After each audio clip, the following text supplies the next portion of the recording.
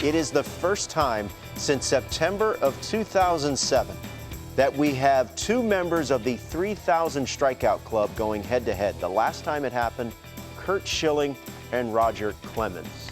Back here inside Studio 21. And Joel, you're the perfect man, I think, for this particular segment, along with Mark DeRosa, because you were there at spring training. You cover the Mets frequently. And to see Justin Verlander and Max Scherzer not only not in Met uniforms, but facing off one another for the first time, what's your thoughts on that? Yeah, when I showed up in Port St. Lucie, if you told me that in February, I wouldn't have thought, oh, yeah, it's going to be a big AL West battle between these two guys. Yeah. At that point, you thought the Mets would certainly at least be in playoff contention, and these two guys would be the center of it. I do have an overriding thought here, which is if we were playing the game, which team has the most pressure to make the playoffs right now? I think the Texas Rangers are number one. They spent $500 million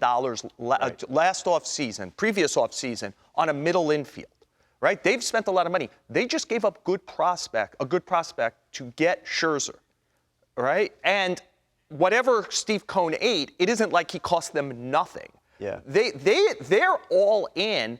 And they've gone on this you bring in Bruce Bochy to win. You could say the Astros have been in the ALCS 6 straight years. They've won a couple of World Series. Of course they want to keep extending it. Yeah. But when I think about Scherzer now leading a staff here, without DeGrom around, right, it feels to me like that team has as much pressure to get in as any team in the sport. And October leaves no room for weakness. D-Row, you know this. You always kind of say this to us. When it comes to the staff, they've blown 10 of 12 save opportunities their last 17 games. Wow. How do you navigate that? And by the way, because Robert read that stat about it's the first time they haven't been in first place since April, 9th or 11th or something. What's the difference? Yeah, I think for me, you need length out of Max tonight. And I know that's putting a ton of pressure on him. I think he kind of driving to the yard kind of will own that.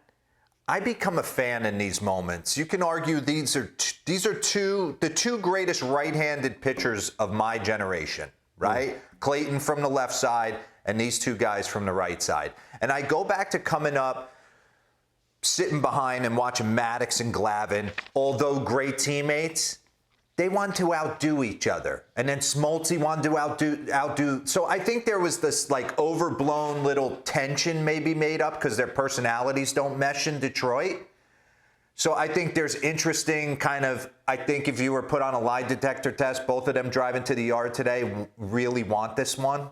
I think it matters to both of them. But I think, like Joel's saying, it has to matter to Max more because the Rangers are flat reeling. They are. They can't cover the innings. Boch knows it. Chapman struggled. Will Smith's iffy. We don't got any middle relievers in that middle to bridge the gap to those guys and give them a chance. So Max, Eovaldi, Haney, John Gray, Dane Dunning, these guys have to be nails. I mean, they moved Martin Perez to the bullpen here. Yeah. So they have to figure out a way to have somebody just relax the noise.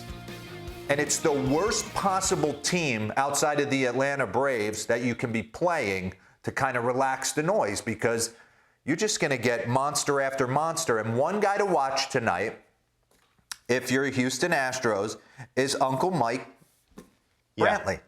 He's got monster numbers against Scherzer. So he goes into this game. He might, that would be one guy I'd keep my eye on if I was Max. The Rangers have gotten just 15 innings from their starters over the last 4 games. Clearly, that is not a recipe for success, especially against an offense that is rolling right now.